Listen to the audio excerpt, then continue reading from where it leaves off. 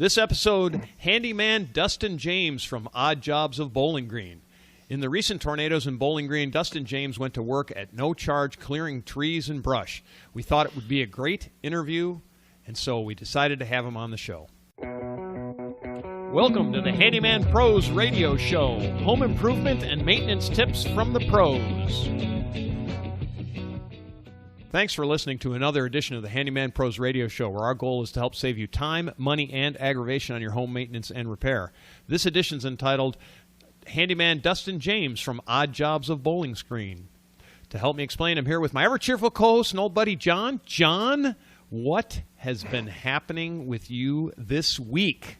Well, I'm, not a lot. Everybody knows that this is kind of the holiday week here. When you tell me about Dustin, I can't wait. We're going to be rolling out there to Bowling Green to have a nice discussion with Dustin. So I'm really looking forward to that. All right. Well, John, that's a perfect segue with our episode with Dustin, and here it is. We're here with Dustin. Dustin, welcome. Hey guys, welcome. Thanks for having me. You're welcome, and thanks for joining us, Dustin. Yeah. So we came on you, Dustin, because you actually did a Facebook post out there asking for money for a new chainsaw because you were working cleaning up the tornado damage in Bowling Green. Can you tell us that story? Tell us about the damage. Tell us, you told me you're very, very close, like you were like, what, 3/4 of a mile from there. Tell us, kind of give us the whole perspective, the whole picture of what went on in that horrific tornado episode that happened in Bowling Green. Sure. So me and my family, we were very, very fortunate. We live less than a mile from where it really came through the heart of our town. But we woke up at 1:30 in the morning. Thank God our phones just started making that awful tornado warning sound. It woke us both up at 1:30. Of course, I'm from the south. We're in the side of Tornado Alley, so tornadoes and warnings certainly are nothing new to us, and more often than not, nothing ever happens. So she, as a wife, and we have 2 small children in the next room would do, she started to panic a little bit, and I'm more of the laid back and was just like, I'm just going to watch it. It's fine. Of course, she wants to go wake the kids up and take them to the bathroom. We live in a small ranch house with, every room in the house has a window, but we have a 1960s bathroom that has never been remodeled. So, the tile or the mortar behind that stuff is as thick as there's concrete. an inch of concrete there. Yeah. We were going to go put them in the cast iron bathtub and figure it would be okay. But she wanted to, go ahead and do that. And of course, I'm the typical man. I'm like, no, it's going to be fine. I'm still watching the radar, and about 10 minutes into it, I can start to feel like a rumble. You can hear that train sound that they talk about, and it was the first time you realize that no, it's really happening to your town this time. And so we got the kids in the bathroom, and you could hear it. It wasn't like obviously what the people 3/4 of a mile from us were going through, but you could hear the sound of it. It was wild. So after it passes, our power had gone out, but we still had our phones.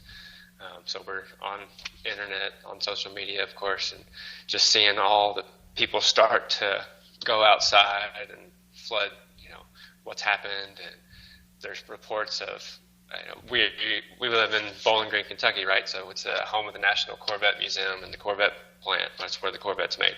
And there starts to be reports that the whole plant's on fire and the museum's on fire and all this stuff. And none of that turned out to be completely true. It was a small fire. But we just were awake, listening and watching all the damage reports come in.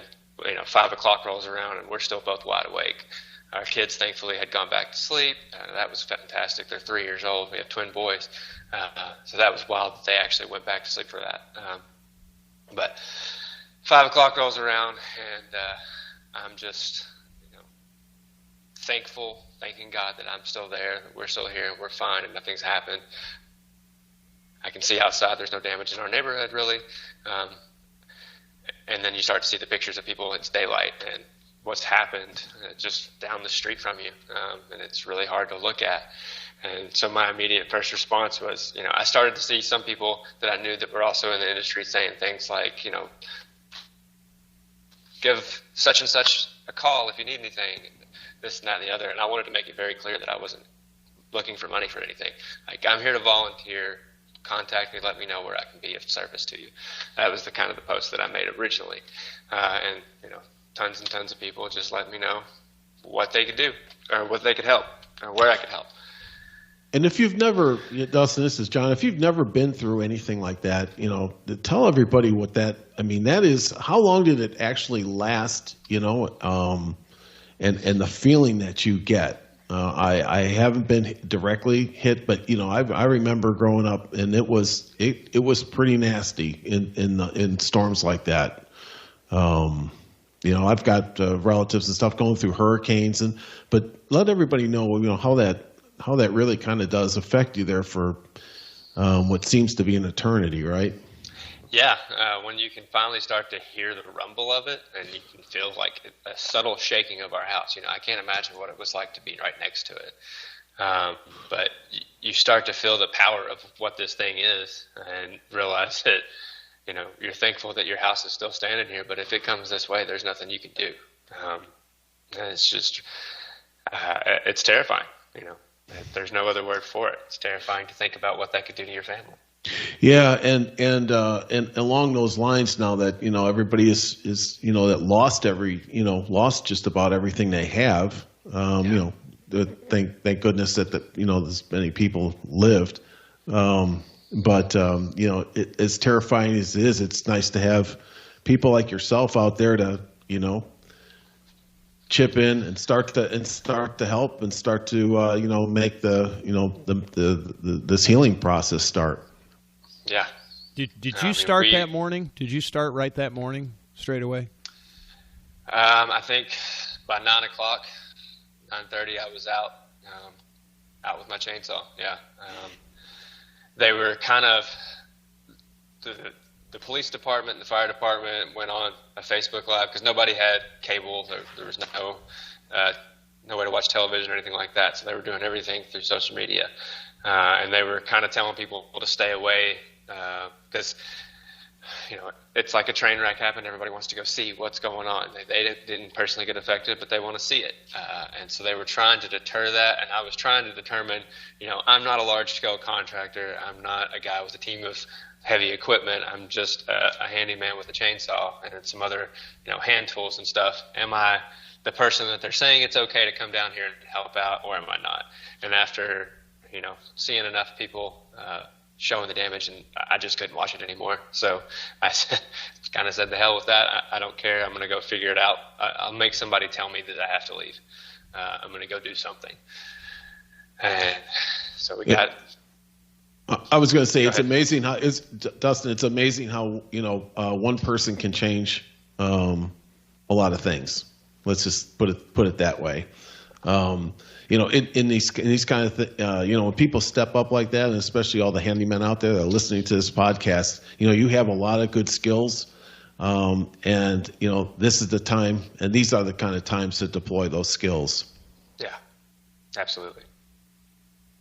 As I always say, a good handyman with a truck and a chainsaw can do an awful lot. Exactly. I mean, right. It's really good. So you worked how many days did you actually work? When did you actually make the post about burning? When did you burn up your chainsaw, I guess I want to say? So I used it the next day after I had realized I'd damaged it. But it was the Saturday. Yeah, it was the Saturday after it all happened. Or maybe it was Sunday. I don't know. It was very confusing. a lot of wood got cut. It just kind of went in circles. It was either Saturday or Sunday. I was helping. There was an alley.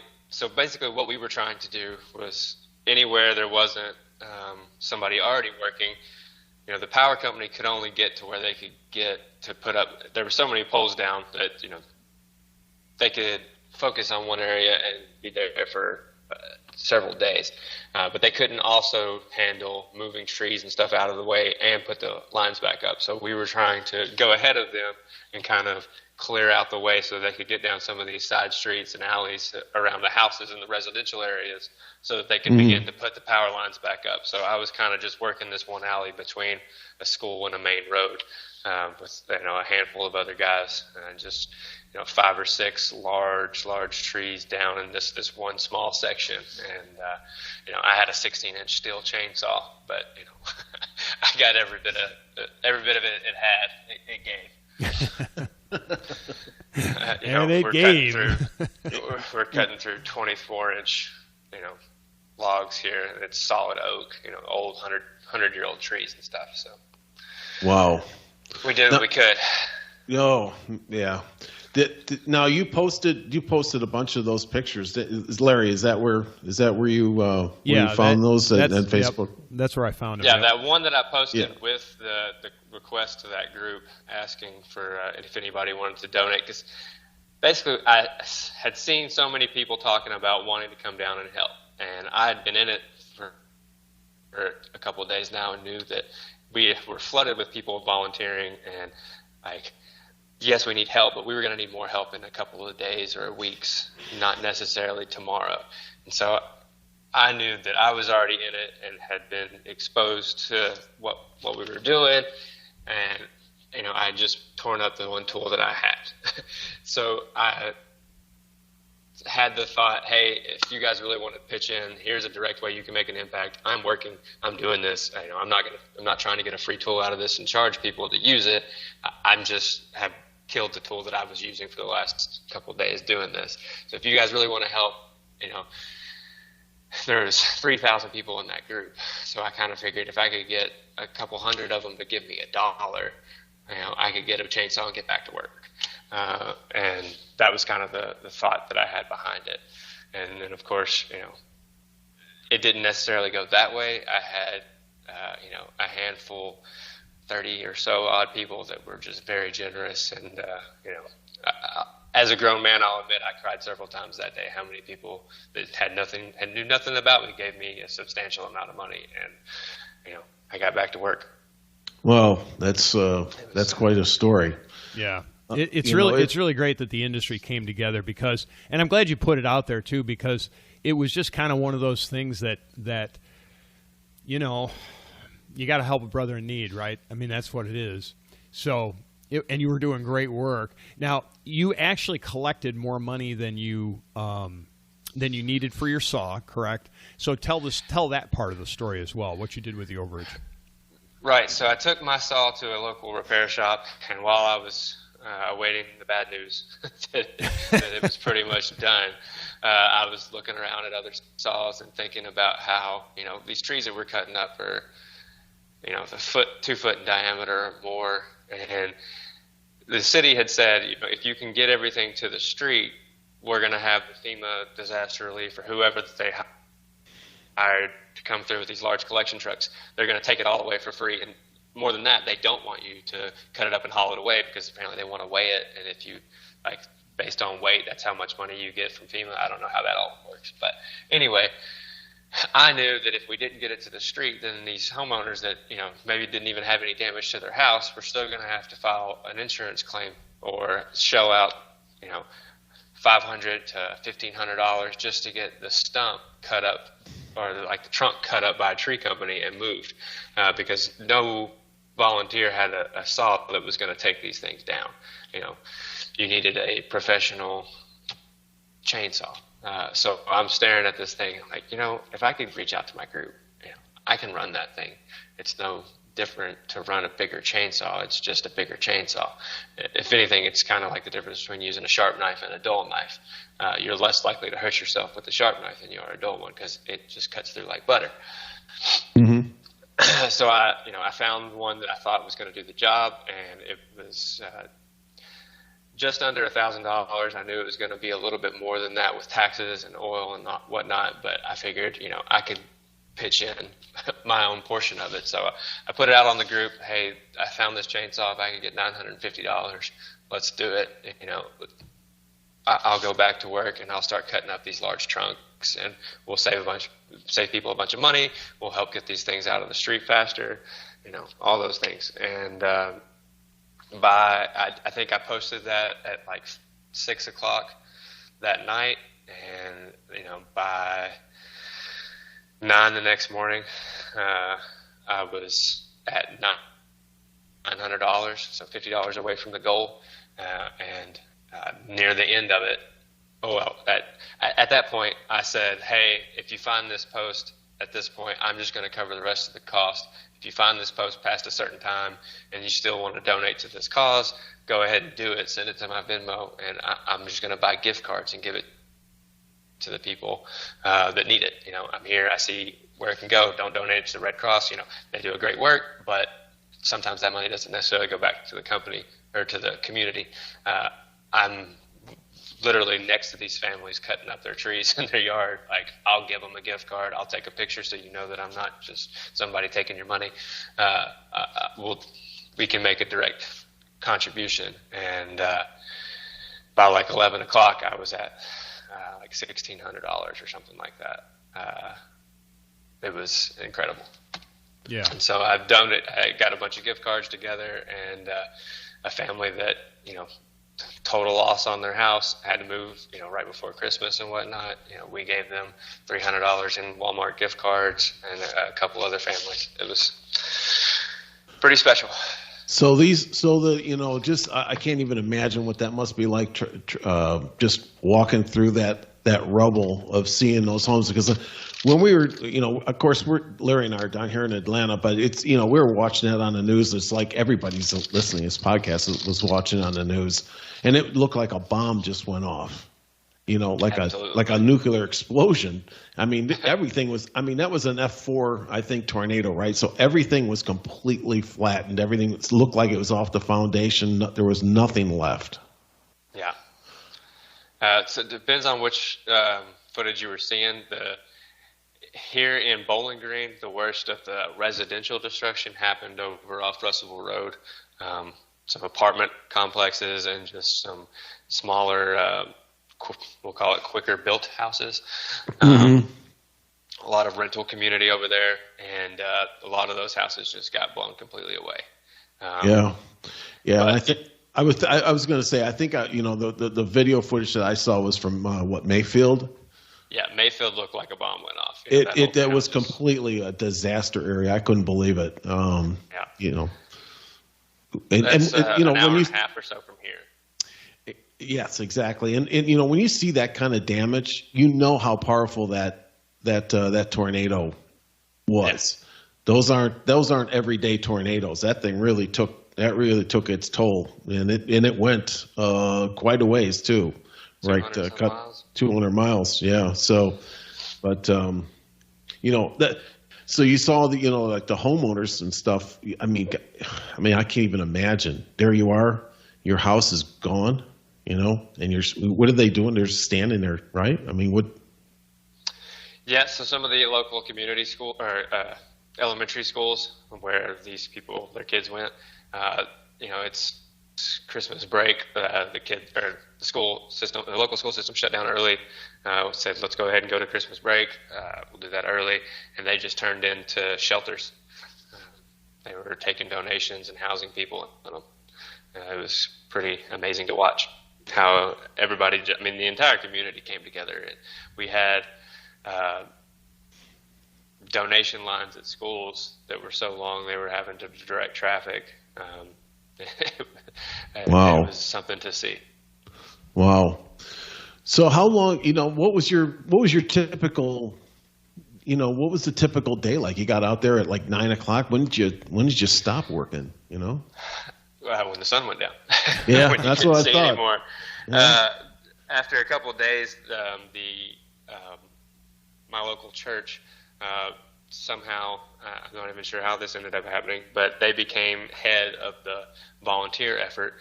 We turned an old mall into kind of like command central. And so some of our local pastors were just, basically they put out posts all over social media and radio and whatnot. Because everybody wanted to volunteer. This is Heartland, Kentucky.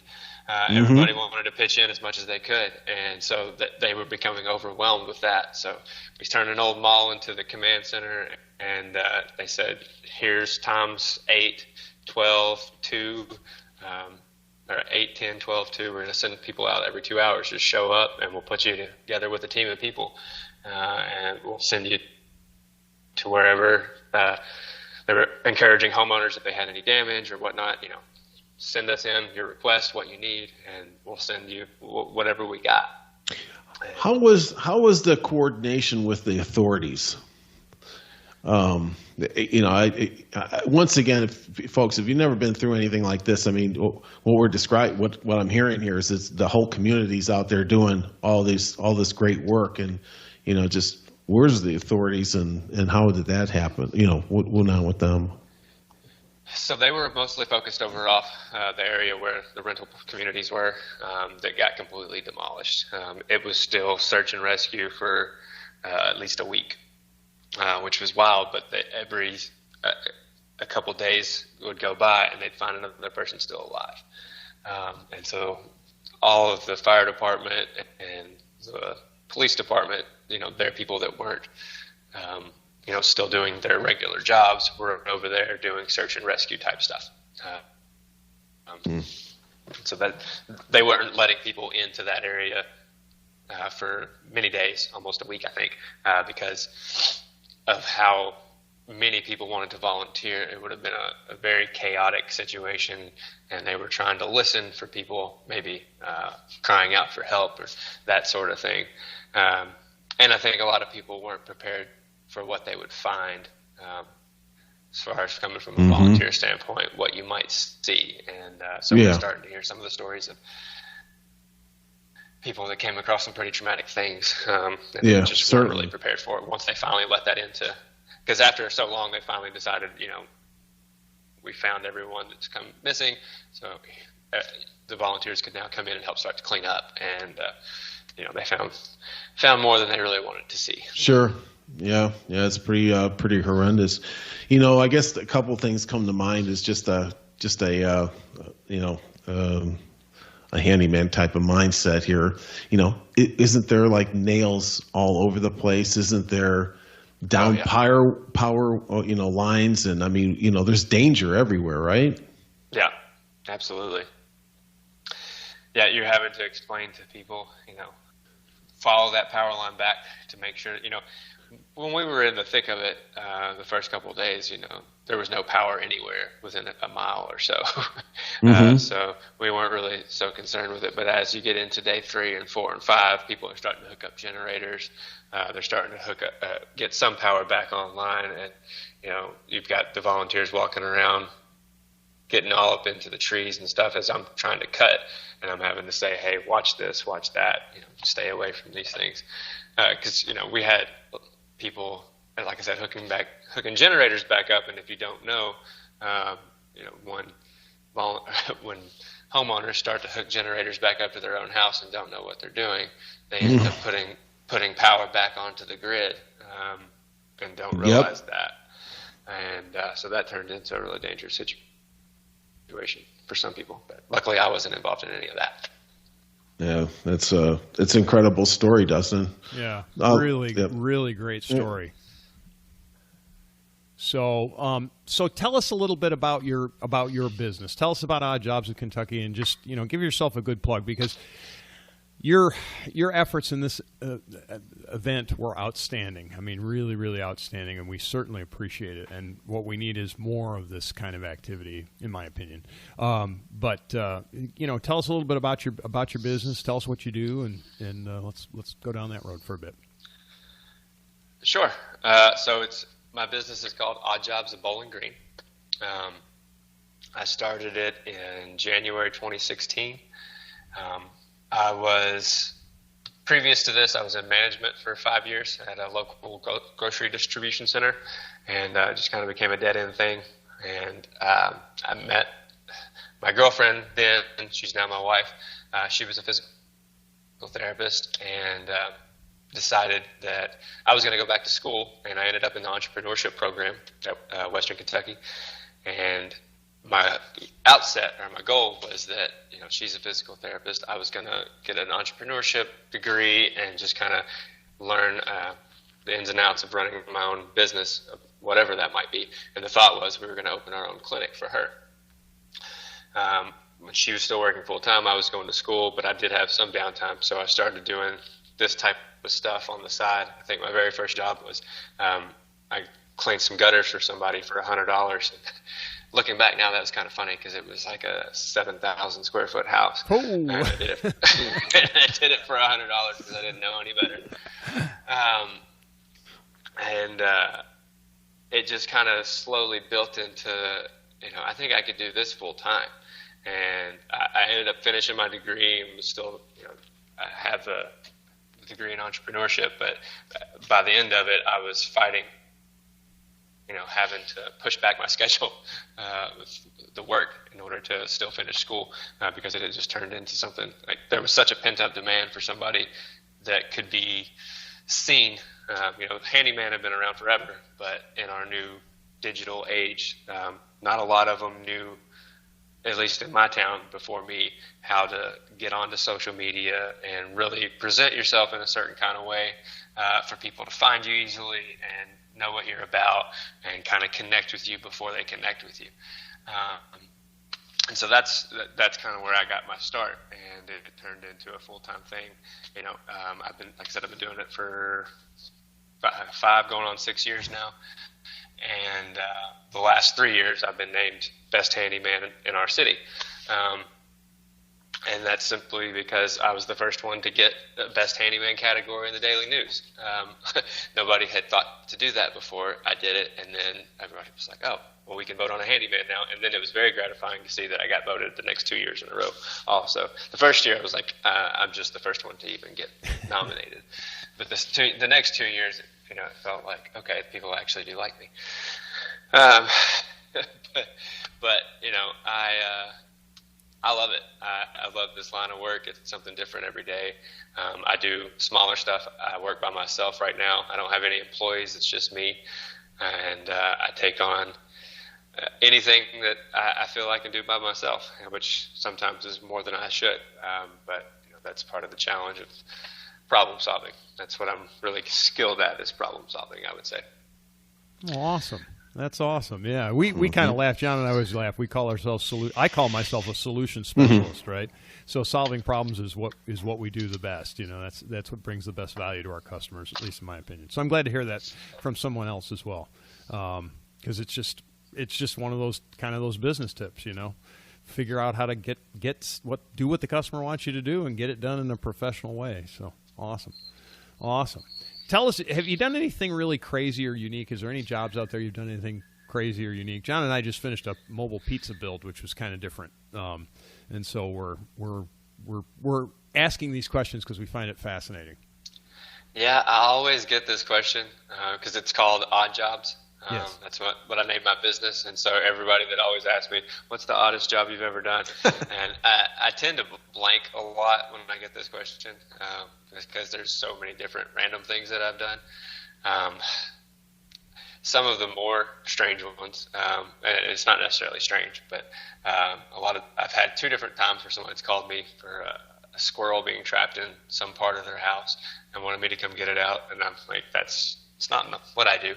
I'm not the vermin control guy.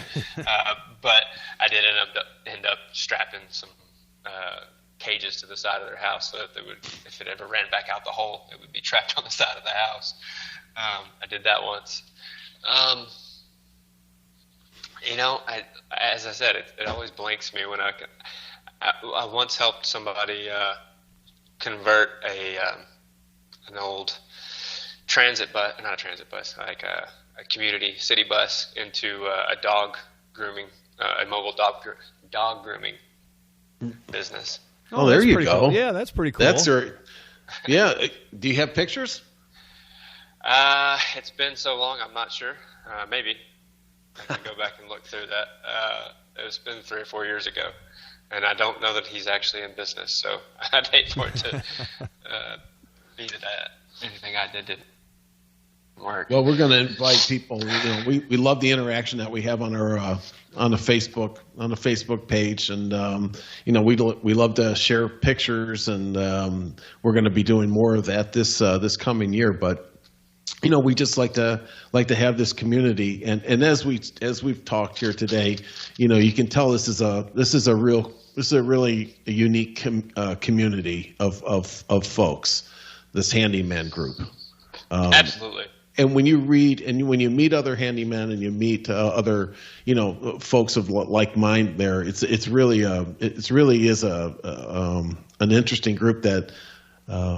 Yeah, we do charge. Obviously, we have to make a living. We do that stuff, but we also have all these other skills that will help people out in times of need, and and welcome it. Well, awesome, Dustin. How can people get a hold of you? So I have a Facebook page right now. My website is down currently. I had it through Squarespace and I had it tied to a debit card, and I lost my debit card and did not. I don't want to go through this part, but anyway, you can find me on Facebook. Odd Jobs BGKY, and then my email is the same. That's about it. That's about it. And you're in the area that you cover. The area that you cover would be in the Bowling Green. Yeah, so I only service Warren County right now. Like I said, it's just me, and I work 5 days a week, and I haven't had a day where I didn't have work to do in 3 years. So I don't travel any further than I have to. I kind of just stick to my small area. I have a couple special clients that I'll travel a little bit further away for. But other than that, I stick to my small little community, and that's how I like it. Don't disagree with you there. I have several groups. I have several groups, several other handymen that live in surrounding areas, and if somebody calls me from one of their spots, I just send it directly to them. I'm not looking for a kickback or anything. It's just this is the community that we have. Yeah, well, good for you. The community's lucky to have you. Yeah, they really are. Thank you. And I appreciate that. Thank you so much for your service up there. In time of need. So, do you have anything else? Any last parting shots? Is there anything else you want to say? I assume that everybody that listens to your show might already be a handyman, but if there's somebody that's kind of dipping their toes in and thinking about it, every day there's more and more need for us, and fewer and fewer of us that do a good job and do it well and do it with integrity. And I think that's really the most important thing. The pricing part is difficult in the beginning, and you're going to have a lot of jobs where you feel like you should have made more and you just kind of worked for nothing. That's part of learning. That's part of growing in this business. If you just stick with it, it's going to be worth it. But the most important thing is just do it with integrity, be honest, serve people first, talk to them, have conversations, and you'll hear what they really need. And if you can ever have somebody contact you for something that they say they need, and you see what it is that really needs to happen, and you can do that for them, whether it's handyman related or you just provide a network for them, they will support you for however long they're still here. So I think that's the key that I've had a lot of success with, is just networking with people and helping them, even if it's not necessarily with a tool. Just be there for people and help them out. Absolutely. Well, let's stay connected in our Facebook group, and we'd love to have you back on at some time in the near future. Sure. And keep a log on any unique jobs that you do. Yes, and send them in. You'll be hearing more about that. You'll be hearing more about that. Take pictures. We're gonna give away an amazing Handyman Pro swag package. So Yes. All right. I'll go back through my picture files and see what I can find. Awesome. All right, Dustin, we want to thank you for being on the show, and we will see you in the very near future. I want to thank Dustin for being on the show. John, what are some of the key takeaways? Yeah, it was a great interview, and it just shows you that what one guy can make a difference, and this is the handyman community. We talked about it with Dustin, is that we've got a lot of good skill sets amongst us, and it really comes into play in times like that. And if you've ever been, and thank goodness I've never been without a house for those awful reasons. But there are times that that when other people step up, it really shows that those folks that they're not alone. And it really makes a huge difference in their life. Like you go about your days, right? You go about your daily business, and you interface with some people, but when it comes down to it, and people then all of a sudden start to show up out of nowhere and help you out. That's a big thing. Yeah, especially when it's complete strangers, in so many ways. Yeah, exactly. And Dustin reached out. He had a challenge with his saw, and he reached out to the handyman community, and lo and behold, the handyman community stepped up in a big way. And so, my big takeaway is just how it's really great to see community come together in times of need, and just random strangers just from all over the place coming together to make a difference, in a time of need. It's just fantastic. As I always say, I said it in the show and I mean it. It's amazing what one man in a truck full of tools can do, as far as being a handyman, right? Yeah, absolutely. And I think that was my biggest takeaway from this is, Dustin, when he stepped up, he used the skills that he has, and I'm sure that the rest of the handyman community out there, we would all do the same thing if it happened to our neighbors. Yeah. So I know I would. I mean, Yep. especially in the proximity. Absolutely. It was interesting to listen to him tell how his house started to rumble. That would scare me to death, brother. Yeah, that's a whole nother story there. And like I said, if you've never been through something like that, and I've never been directly hit, but it's been close enough to where it's been pretty darn scary. Let me tell you. And you don't know how small and insignificant that you are when stuff like that happens.